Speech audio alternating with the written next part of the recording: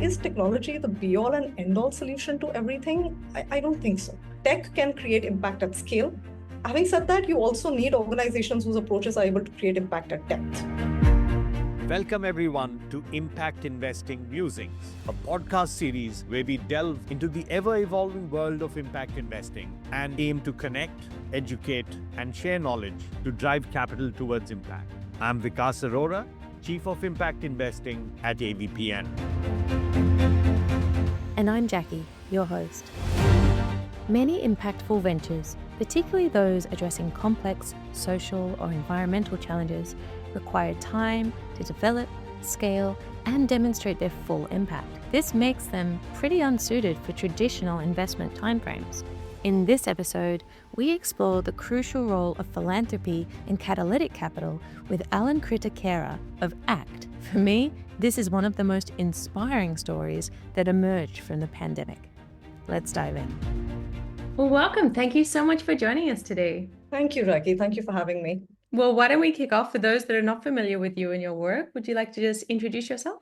Yes, I'm Alankrita. I'm currently at ACT Capital Foundation, which is a venture philanthropy platform. And what that really means is we look at investing in social startups that are tackling very, very complex social challenges, either in the realms of education or healthcare or climate or even gender. But we do that with a venture lens, which means we look at our investments very venture style, all the way from sourcing to the final grant giving process. The only difference between us and traditional investors in the impact space is that our capital is non-dilutive, which means that there's no equity involved. And that's why I think we also call ourselves Catalytic in so many different ways. But I lead climate tech investments there, along with platform strategy. What truly keeps me invested in the work that I'm doing today is genuinely nurturing the country's social entrepreneurial energies towards creating impact over and above everything that we've been doing over the past couple of years. But how do we really accelerate that pace of change? It energizes me to talk to founders who are building great solutions and the vision that they have to really translate this around. I do think that ACT has probably one of the most incredible founding stories in terms of an organization coming together. Maybe you can just share kind of how that catalytic idea came together. So ACT is a really young organization, Jackie, and we started in COVID. I think at that time, it was just about tackling the immediate issue at hand. I don't think we were thinking that far ahead, right? We just wanted to act, and that's where our name really comes from. It started over a WhatsApp group. And at that time, we were not an organization. We were just a bunch of really well-intentioned volunteers, very senior folks from different industries. But that's when everybody said, hey, we've got our day jobs, but can we really come together to do something about the pandemic, given that the country is struggling? We know how to raise money because we're from the startup and the VC ecosystems. We know business. So let's try and do that. But let's then collaborate with people from the public sector, from the government, from folks on the ground. Let's get the data in, the on-ground accounts in to really understand where this money should go. But one very core principle that had stood out to us at that point was that we knew that we wanted to be able to accelerate whatever it is that we were doing. At that point, a lot of interventions that were happening, let's say, for livelihoods or just for basic COVID protection in terms of masks and making sure that the community is protected, vaccinations, mental health counseling. But we wanted to be able to, one, use tech as a very big enabler, but be able to do it at scale. And I think that's why the idea of, can we look at founders who are building this and can we really get them into the fold, give them a grant and help them do this to manage the pandemic for India on a very separate realm? As we evolved, I think our founding principles became really clear. We knew that we wanted to bet on technology in a really big way. But again, not technology for technology's sake. So we do sort of interchange that with innovation. But we do believe that it could be like a force multiplier of change, right? Today, if you think of just smartphone penetration in India, 1 billion Indians are expected to be able to have smartphones with internet access. COVID also just transformed the fundamental way in which education was consumed. Healthcare started to go online thanks to the pandemic. So a lot of those shifts had already happened. And we realized that tech could be a big force multiplier. So we wanted to be able to double down on that in some capacity or the other. Two, we wanted to really channelize those social entrepreneurial energies. India is touted to be the world's third largest startup ecosystem. And could we channelize some of that energies towards social impact? So we wanted to look for mission-driven founders who are really deeply, deeply concerned about solving the problem at hand and not just looking at it as one more route to adopt. And three, we saw this magic sort of evolve with our COVID time when so many different people having different jobs just sort of came together. And what we term it as now is collective action, but I mean, it's a fancy word for just people with the right intentions coming in. Now, it did happen then, but wartime is very different from peacetime, right? But we knew that we had to channelize the during peacetime as well. So how do we continue building on that? I think these three principles together, Jackie, what it really led us to sort of define for ourselves is what does catalytic really mean? We wanted to be catalytic in a social entrepreneur's journey. So we wanted to come in early, right? Early at a point where it's not easy for them to raise capital, right? They probably have an MVP ready, but that MVP has not gone to market. There's no proof of concept. In some cases, it could be pre-commercialization. In some cases, it could be post-commercialization, but not at a level where you would be considered very, very seriously by a venture funder. So we wanted to come in really early or perhaps at a significant point of pivot. So if I were to really break down what catalytic means, that would be the first point. Two, can our capital really orbit shift their trajectory in a way that has significant consequences for the impact that they're trying to create, the organization that they're trying to build? So when we're looking at, from an investment lens, when you look at some of our grant proposals, those are the lens that we really put down, right? Are we coming in at the right time? Are we coming in for the right thing? And is it really going to help them go from X to 10X or help them multiply their impact manifold or help them become truly enduring, sustainable organization that can last way beyond us? I mean, I think it's hard to define when you've got so many different stakeholders kind of coming together. Do people have different expectations, or how do you then define success as a collective catalytic fund? There are two ways in which our capital really comes in. One is what we call 0 to 1, right? So 0 to 1 stage is where you're either mid MVP to post MVP. So either you're in the middle of just fine tuning the product that you're building, or you've built it. And perhaps what you really need to be able to do is to go to market. And then there's the phase which we call 1 to 10, which is, you've have your MVP, you've gone to market, you may have some very, very early evidence of PMF, but what you really need to be able to do is to unleash scale. And that's the second pivot that we really come in on. For both of these, I think, Raki, the proof points and the success metrics look very different, right? But the broader articulation would be, one, have you been able to do what you set out to do with the capital in hand? Two, did it have deep, significant consequences on what you're building, on the model that you're building, on the traction that you hope to be able to receive in the world? Or was it just a side, not a must-have? And the implications of a must-have should become extremely apparent towards the end of the investment. But I think if I were to nuance it between the two stages, for 0 to 1, it would be being able to really, really go to market in a very, very concrete way, right? If you've been able to lay down the groundwork to go to town and really show your technology or innovation and the strength or the capacity that it possesses to be able to really turn things around, I think that's success for us. At a 1 to 10 stage, it's the mecca that all investors talk about, right? It's finding product market fit. Have you been able to find product market fit? And we're not saying that we're going to be the only capital that helps you do that, but are we the most significant sort of player that has enabled you to do that? In which case, we will consider our job very well done.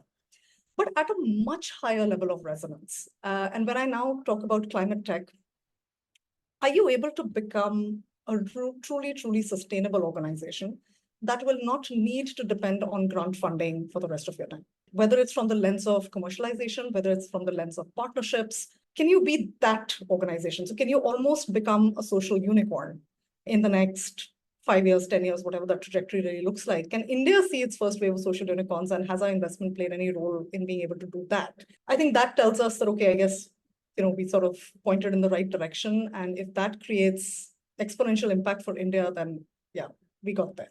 So these are catalytic grants that you're providing. I guess it's different from traditional investment where, for example, you might be looking for an exit. I assume that there are no real exit strategies involved. There's no equity involved. So perhaps you can just talk us through a little bit about the tool itself and kind of what is the difference between catalytic grant capital versus, let's say, traditional impact investment? Yeah, I mean, the fundamental difference would be that there is no equity involved. Impact investors would look at equity, and that's just their model. We do look at from a very philanthropic lens because we are philanthropic capital. Our fund comes from some incredible individuals who are choosing to park their philanthropic commitments with us because they really believe in the model that we're really trying to build. But I think to your point on exits, you're right. There is no exit strategy as such, right? Because there's nothing for us to dilute as a stake. But we look at it slightly differently. So for us, it could go into multiple pathways. Pathway one could be where we've come in at the right point of pivot. We've given the grant, they've been able to use the grant for what they needed to, and they've been able to show the ripple effect of what that could be like. But there is also a case where we may realize that our initial grant has been able to create that momentum, right? And been able to get them to a particular point.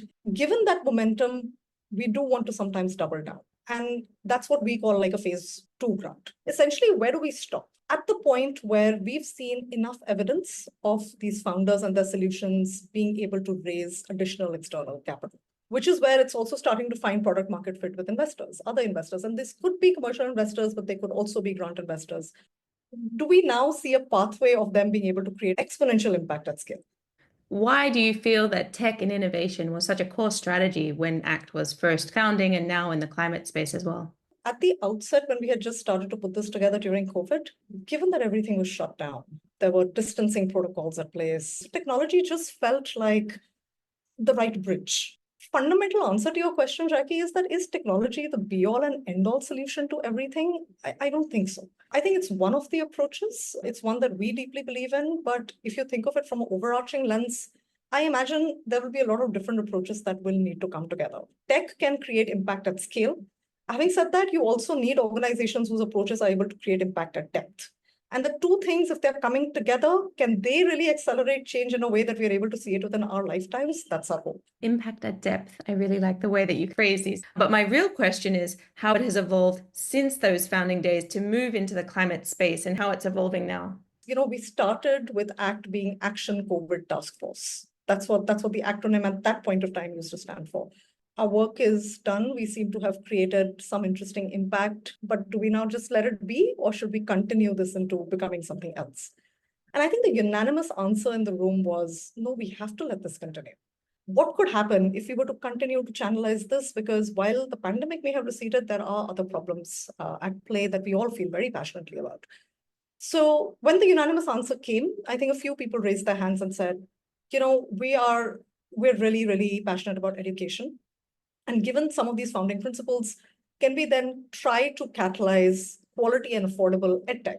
Can our philanthropic capital be used to do that? Health, of course, was our legacy vertical, given that we started with COVID. But there again, a few people raised their hands and they said, hey, the accessibility to affordability gap of things like primary healthcare or mental health or non-communicable diseases like cancer and diabetes is really high. Can we continue channeling the use case for technology or innovation to be able to bridge that gap there? For climate, again, very similar, right? Few people raised their hands and said, climate is, we can't escape this issue, so we have to be able to do something about it. So that's how it really filtered. And then our last vertical was born, which was more from the lens of how do we address gender inequity at the workplace? There's been so much of work that's been done on the supply side, the maternity leave policies. India has one of the best in the world. And yet, when WEF report comes out, India is one of the bottom couple of countries on gender parity. So what do we do? But this was actually one vertical where we did not jump into grant giving, unlike the other three. We don't understand this problem well enough, so let's not jump into solutioning. We started with just saying, ACT as an entity, given that we are venture philanthropy, we're at the cusp of the VC and the startup ecosystems. And so if you want to really look at this problem, rather than tackling the whole universe, can we look at the startup ecosystem first specifically? And that gave rise to this report that we released called WISER, Women in India Startup Ecosystem Report, which basically delved into, what are the drivers for gender diversity? What are some best practices that startups are doing that could be easily adoptable, easily scalable, easily replicable? And through that report now, Jackie, it's starting to form the baselines of our investment principles in the domain. That's how it really evolved. And I think from a future lens, I want to say this is not it. In the next couple of years, very likely that we might, incubate another vertical, which tackles a whole different problem altogether. And our hope is the next 5 years, are we able to enable more tech-first impact founders to build for Bharat? Are we able to accelerate more tech-first impact solutions that can scale for Bharat? And are we able to inspire more tech-first collaborative funding models, like what an ACT is today, to almost create a bit of a multiplier effect for Bharat? But yeah, let's see where it heads. Is this model something that you've seen other people be inspired by what you're doing and replicate it?